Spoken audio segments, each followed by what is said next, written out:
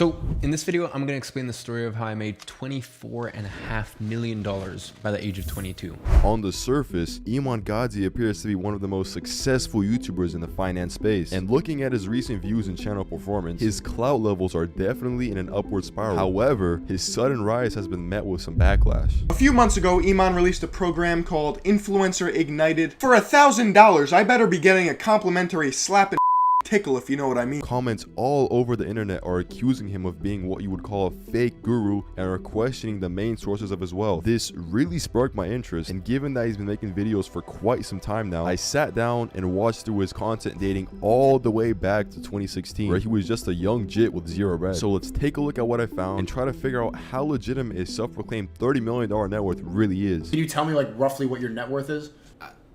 They're around like $1.5 million a month at the moment. $1.5 million a month. Okay. Iman Gadzhi was born on January 3rd of 2000 in South Russia, where he was raised by his single mother and grandparents. You could say his life really was a movie, as he describes his early life living situation similar to the film Borat. Much like the shorties in my DMs, Iman did not have a father figure in his life, but his mother and grandmother made him feel like he had someone he could look up to. Growing up, his mother worked 2 jobs to be able to support herself and Iman, and upon turning 4, they moved to London, which was quite the transition for him. Going from a small town in Russia to all of a sudden living in a huge city took some adjusting for Iman. He went from TV channels that would broadcast the oldest classics to watching the latest videos from Mr. Recent Era. At the age of 8, instead of getting into devious trouble with his friends, he instead began reading books. He would go to his local library and buy his favorite books, which he would later read at home. Now, these weren't any ordinary Diary of a Wimpy Kid books. Iman was reading certified hood classics like Rich Dad Poor Dad and the 48 Laws of Power. These rare habits is what separated him from the rest of the children. He was a shy kid and never went out of his way to talk to people, but as he grew, he crawled out of his little shell more and more. This just proves that W-Riz can't be achieved through watching Alpha M videos alone. It can only be harvested with age and experience. Since Iman was now older and more confident, he wanted to make some money. He was still too young to submit a job application and become a certified AWK at his local corner store. So he did the next logical thing he could do, which was starting a side hustle. This side hustle consisted of him flipping Instagram accounts. Iman made a slight couple grand from this hustle before departing from the hustle entirely. The only logical thing he could do with this money at such a young age is blow it all on Pokemon cards. But Iman was obviously different. He smelt an opportunity and decided to save up his money. Iman dreamed of becoming the next Graham Stephan, so he created his first YouTube channel where he would create videos documenting his entrepreneurial journey. The best part was that he was pretty consistent with his upload, unlike many other YouTubers. While Iman was busy with content creation, he realized Susan wasn't gonna pay for the lifestyle he wanted. So this time, he decided to use his social media skills and offered to run his local soccer team's social media pages for $90 a week. The owner of the organization must have been in a good mood that day, because he agreed to the offer, and Iman was contracted to post 4 YouTube videos, 30 unique Instagram posts, and 3 unique Facebook posts every month. This has got to be illegal. Bro was only 15 and was already working a full-time job with less than minimum wage pay. Although, to be fair, this was technically his first client for the multi-million-dollar ad agency he currently runs, so it was worth it in the end. Something about this hustle really sparked his interest in growing businesses for other people. So Iman dialed in and started reaching out to clueless business owners that would be interested in his service. For a whole 7 months, Iman's business was stagnant till a specific week that changed his life. He hopped on his usual Discord call with a potential client, except this time the client was actually interested and ended up hiring Iman. This momentum continued until Iman was racking in $4,500 a month. This was Iman's last straw to become a certified high school dropout. He was now all in on his agency since he had no future at university. A degenerate like Iman was stacking his bread at a very young age, but this didn't mean his journey was over. One day, he discovered Facebook ads, and without any testing or research, he rolled out this new service to his agency. He's just like me for real. Iman should have thought twice before finalizing his decision, because this new service lost his clients a lot of money. Not only that, a lot of his clients ended up leaving his agency after his poor performance. This was a huge L for Iman, but this only gave him more momentum to bounce back from his loss. Iman began pulling back the slingshot by focusing on only one niche. This was the best decision he ever made, because when he let go of the slingshot, his business exploded.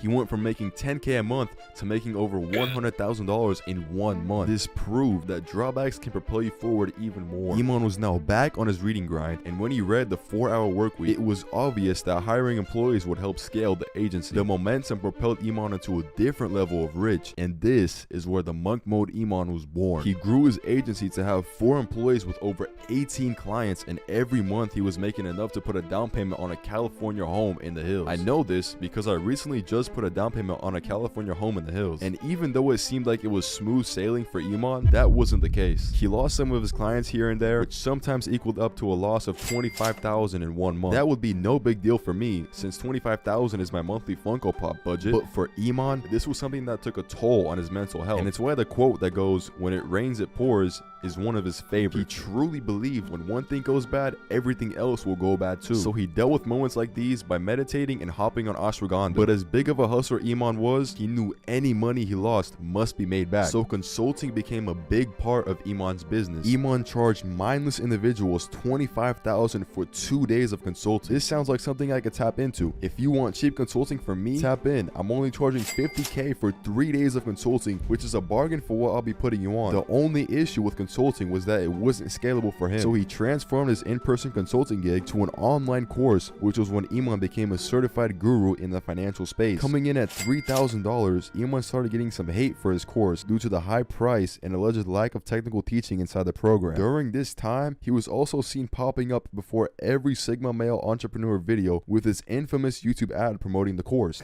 So, I'm a 17-year-old high school dropout. She see money all around me. Because of this, he was featured in many YouTube videos that would expose this slightly sussy behavior. However, most of these videos lacked substances and were mainly silly, goofy trolls, so despite the backlash, he was running up a huge bag. His course profits quickly surpassed his agency profits. Iman was aware of the hate, so in order to rejuvenate his reputation, he transitioned his course into an education company. However, the sus behavior does not stop there, and he would once again fall into the temptation of guru behavior when he would go on to launch his NFT project called the Jen's Croquet Club. With all the controversy around influencers launching NFT projects, this would automatically be a red flag for most people, but it's actually not that bad of a project. It has some utility and the floor price has been holding steady for the past year. This was no rug pull, so his reputation is still clear of any cash grab attempts on that end of things. One common theme throughout this whole story is that Iman was running up a bag, which might make it seem like his life is perfect. However, Iman confesses that although money has changed his life, it wasn't something that made him happy. Depression and sadness is something that was prevalent in his life and is why he enjoys the little things, like walking. Probably why bro doesn't have any whips. Kinda lame. I would recommend securing yourself an E46 M3. But Iman learned from a very young age to focus on peace, God, and gratitude instead of material things, which I can really respect. And this entire story brings us to today, where Iman has been absolutely popping off in these last few months. However, this newfound fame is very different than his previous wave of rising to fame through paid YouTube ads. Much of his new audience is not familiar with that previous chapter of his life, and this new wave of clout coming his way is overwhelming positively, since it's organically driven from him putting out solid free content. By focusing on his production quality and getting nasty with his titles and thumbnails, he's been able to absolutely explode his channel throughout the last year. Now, with all of this in mind, is he actually someone you could trust? People love to run to him selling a course as proof that he is a fake guru and someone that you should avoid. However, I don't believe selling a course is enough to qualify someone as a fraud. Online education seems to be the future, and there aren't many in-person courses you can take that will teach you how to start a social media marketing agency. Although he undoubtedly has made a lot of money through selling his program and educating people, we can't ignore that beyond reasonable doubt, he has made decent money with the business that he is teaching. His involvement in the NFT space may raise some red flags. However, there are many accusations of him not delivering on the project that he's launched. Seeing Iman's come up unfold throughout the history of his YouTube channel is very inspiring, and I believe that he is an overall net positive for the social media business community. If you feel otherwise, I would love to hear about it in the comments. And while you're down there, maybe they shout out a quick like and a sub. Peace out.